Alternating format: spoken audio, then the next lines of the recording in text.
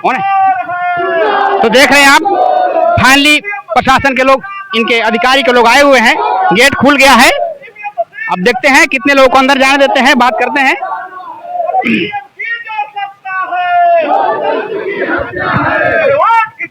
हाँ sir, sir ये अभी गेट बंद कर लिया गया था, अभी गेट खुला है, तो आप कितने लोग अंदर जाएंगे सर? अभी हम लोगों ने 48 घंटा पहले हम लोगों ने कलेक्टर महोदय को अल्टीमेटम दिया था कि हम रैली प्रदर्शन करते हुए आएंगे, और रैली प्रदर्शन करते हुए आने के बाद हम लोग यहाँ कलेक्टर महोदय के हाथों में ज्ञापन सौंपेंगे। वो ज्ञापन कलेक्टर महोदय की जिम्मेदारी है राष्ट्रपति महोदय के पास भेजना। अभी हमारे बीच में मजिस्ट्रेट साहब आए हैं, अभी हम लोग बहुत जल्द ही अंदर जाएंगे और जाकर हम लोग कलेक्टर महोदय को हम लोग ज्ञापन देंगे। अभी हम लोग आखिर ये क्यों कर रहे हैं? इस देश में लोकतंत्र है, और लोकतंत्र में सभी लोगों को संविधान के दायरे में रहकर अपने मौलिक अधिकारों का उपयोग प्रयोग करते हुए जीवन यापन करने के अधिकार है। और भारत के संविधान जो अनुच्छेद 19 है, वो क्या कहता है? भारत के प्रत्येक नागरिक संगठन बनाने के लिए स्वतंत्र है, पार्टी बनाने के लिए स्वतंत्र है, अपनी बात को शासन प्रशासन के सामने रखने और बोलने के लिए तैयार है। तो जब वामसेप नामक संगठन, भारत मुक्ति मोर्चा नामक संगठन भारत में उड़ीसा प्रदेश के अंतर्गत कटक में 26 दिसंबर से लेकर 30 दिसंबर तक राष्ट्रीय अधिवेशन करने वाले थे, उस राष्ट्रीय अधिवेशन को मोहन भागवत के इशारे पर और बीजेपी के गुंडागर्दी की वजह से प्रशासन को आगे करके वो कार्यक्रम का परमिशन मिलने के बावजूद भी ये रद्द करवाया। अभी हमें समझ में नहीं आता है कि देश मोहन भागवत चलाता है या नरेंद्र मोदी जी चलाते हैं, ये समझ में नहीं आ रहा है। अगर भागवत चलाता है तो भारत की जनता भागवत को वोट देकर सत्ता में नहीं बैठाया है, भारत की जनता बीजेपी को वोट देकर सत्ता में बैठाया है, जिसका प्रधान जो है नरेंद्र मोदी जी है। तो नरेंद्र मोदी जी को अगर स्वतंत्र तरीके से अधिकार लेने की अगर आज़ादी नहीं है, और वो भागवत की रखैल अगर बने हुए हैं या आरएसएस के रखैल बने हुए हैं, तो ऐसे मुखौटा रखैल प्रधानमंत्री बनने की भी कोई ज़रूरत नहीं है।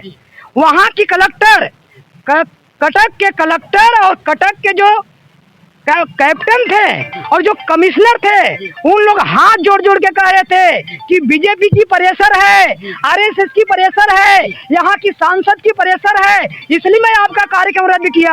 हम लोग अपने से नहीं किए, हमें नौकरी बचाना है, हमें अपनी बच्चों को बचाना है, हमारी नौकरी खा जाएंगे आरएसएस और बीजेपी के लोग। अब देखिए, इस देश में लोकतंत्र है, इस देश में संविधान है, कर्मचारी अधिकारी आईएएस, भारत में आईएएस से बड़ा कोई है? आईएएस से बड़ा कोई ऊपर पद नहीं होता है कमीशन का। अब कलेक्टर हाथ आकर जोड़ रहे हैं कि हम लोग को, हमारे ऊपर यहाँ की सांसद जो है भाजपा का, उसका प्रेशर है। अरे तो आप वो तो रखैल बने हुए हैं, आपको संविधान की वजह से आप आईएएस आईपीएस बने हैं, कलेक्टर या कमिश्नर बने हैं, तो आपको तो निष्पक्ष थोड़ा विचार करना चाहिए। लेकिन उन लोगों ने भी प्रेशर में आकर के मिला हुआ परमिशन 22 तारीख को रद्द किया। जब हम लोग कोर्ट गए तो कोर्ट में जाने के बाद भी कोर्ट में जो जज बैठे हुए हैं, जज भी रखैल बने हुए हैं। कहाँ जाना चाहिए अब हम लोग? यहाँ की शासन रखैल बना हुआ है, प्रशासन रखैल बना हुआ है, प्रधानमंत्री रखैल बने हुए हैं, सारा सिस्टम रखैल बना हुआ है। तो जब इसी प्रकार से मामला बना रहेगा तो ये कैसे होगा? कैसे लोगों को हक अधिकार मिलेगा? तो ये सीधा सीधा कहा जा रहा है कि लोगों की जो बोलने की आज़ादी है, बोलने की जब आज़ादी के ऊपर पाबंदी लगाया जा रहा है, अभिव्यक्ति की आज़ादी पर पाबंदी लगाया जा रहा है। अगर आरएसएस की कार्यक्रम को रोक दिया जाए, अगर उनकी कहीं कार्यक्रम हो, सभा हो, सम्मेलन हो, रोक दिया जाए, तो क्या उनको अच्छा लगेगा? अरे आपने अधिकार नहीं दिया, मोहन भागवत ने मुझे अधिकार नहीं दिया, या मोहन भागवत के पूर्वजों ने हमें अधिकार नहीं दिया, या भाजपाइयों ने मुझे अधिकार नहीं दिया। अरे मेरा बाप ने, डॉक्टर बाबा साहब अम्बेडकर ने मुझे अधिकार दिया बोलने का, और वो संवैधानिक अधिकार, मौलिक अधिकार है। लेकिन ये गुंडागर्दी करके आरएसएस के लोग, बीजेपी के लोग आपके भारत के समस्त व्यक्ति का मौलिक अधिकारों को छीन रहे हैं। इस देश में कर्मचारी सुरक्षित नहीं, अधिकारी सुरक्षित नहीं, कलेक्टर सुरक्षित नहीं, छात्र युवा नौजवान सुरक्षित नहीं, महिला पुरुष सुरक्षित नहीं, डॉक्टर सुरक्षित नहीं, किसान सुरक्षित नहीं। ये पूरी की पूरी जो है ये कब्जा करके बैठे हुए हैं, चाहे न्यायपालिका हो, कार्यपालिका हो। मीडिया तो इतना चरण चाट हो चुका है, आपके जैसे कुछ पत्रकार हैं कि जो हमारे मजलूमों की आवाज उठाकर लोगों तक पहुंचा रहे हैं। औरंगाबाद में देख रहे सारी मीडिया कहाँ दारू पीकर सोया हुआ है, कोई अता पता नहीं है। वो चरण चाट मीडिया जो मोदी और गोदी में बैठे हैं भाजपाइयों को, वो अता पता नहीं है। तो इसलिए अंदर चलना, इसलिए ये कहा जा रहा है कि ये सारा के सारा सिस्टम को ये भाजपा के लोग खरीद चुके हैं। ये मीडिया भी पत्रकारिता नहीं, ये पत्रकार करने वाला जो पत्रकार है ये पत्रकारिता नहीं कर रहे बल्कि चाटुकारिता कर रहे हैं। अरे कब तक चरण चाटोगे? क्या जिंदगी भर बीजेपी सरकार में रहेगा? जब कांग्रेस जैसा आदमी जब फेंका गया तो तुम भी नहीं रहोगे, आज नहीं तो कल हम लोग को मौका मिलेगा। फिर कहाँ जाओगे? फिर कहाँ जाओगे? फिर कहाँ जाएंगे? शासन चलाने वाले, प्रशासन चलाने वाले सबको हिसाब लेंगे।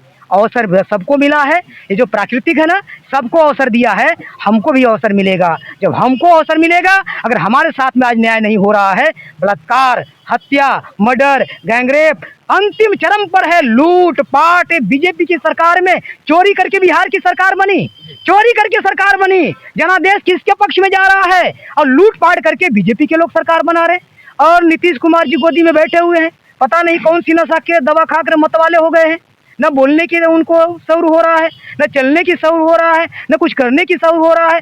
मतलब ये सारा का सारा सिस्टम जो है क्रॉस हो चुका है। इससे कहा जा सकता है कि अब लोकतंत्र भारत में नहीं बचा हुआ है। इनको डर है नेपाल बांग्लादेश जैसा हालात ना हो जाए। हम लोग वैसा नहीं करना चाहते हैं, हम लोग वैसा नहीं करना चाहते हैं जो नेपाल में हुआ, जो बांग्लादेश में हुआ, प्रधानमंत्री और राष्ट्रपति को कॉलर पर क्या हटाया गया। हम लोग ऐसा करने वाले नहीं हैं। हम लोग बस संविधान के दायरे में रहकर ये कहने वाले इनको कि आप अन्याय नहीं करो, शासन सत्ता में बैठे हो तो सत्ता का दुरुपयोग नहीं करो। अगर सत्ता का दुरुपयोग करेगा तो यहाँ दुरुपयोग करने वाले लोगों को भी ज़्यादा दिन तक आप नहीं टिक सकते हो, और हम लोग टिकने नहीं देंगे। अगर जिस दिन बहुजन समाज के लोग जाग गए, आपको ऐसे मसलेंगे कि आप यहाँ चलने लायक भी नहीं रहोगे। इसलिए अगर सत्ता मिला है, ये चोरी करके बैठे हुए हैं, ईवीएम में चोरी करके सरकार बनाए हैं। ये चोरों की सरकार है। अगर ईमानदारी से बनते ना तो ईमानदारी से सरकार चलाते। ये चोरी करके सरकार में चोर तरह चला रहे हैं, डर इनको है। इसलिए इन चोरों को मैं हिदायत देता हूँ कि चोरी करके तो तुम बैठे हो, लेकिन थोड़ा शांत रहो, ईमानदार बन जाओ। चोर भी कभी कभी ईमानदार हो जाता है, तो चोर तो हो तुम लोग, कुछ देर के लिए ईमानदार हो जाओ, नहीं तो तुम्हारी ये नालायकी और नादानी ज़्यादा दिन तक नहीं चलने वाला है। और इसको रोकने से क्या फ़ायदा हो जानते हैं पत्रकार महोदय?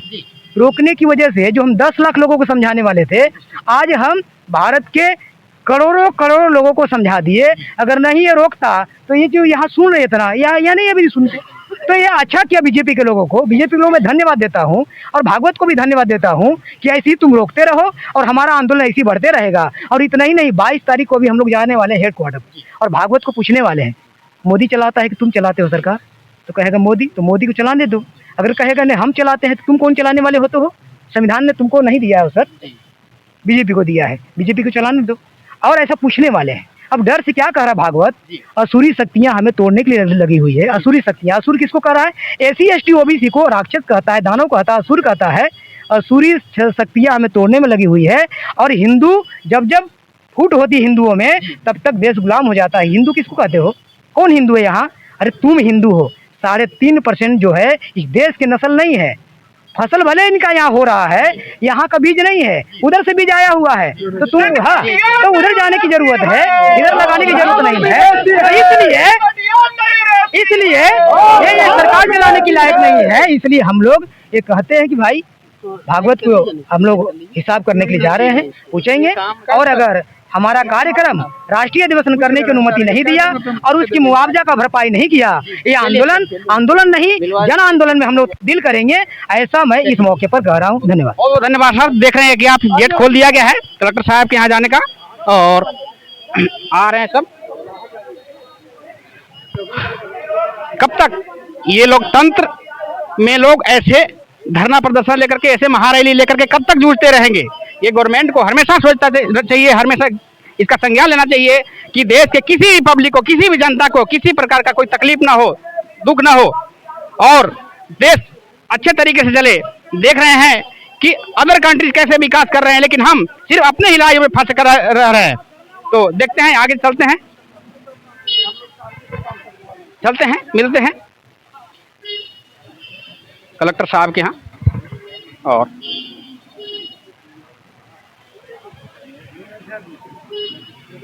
चलिए हो गया, आइए।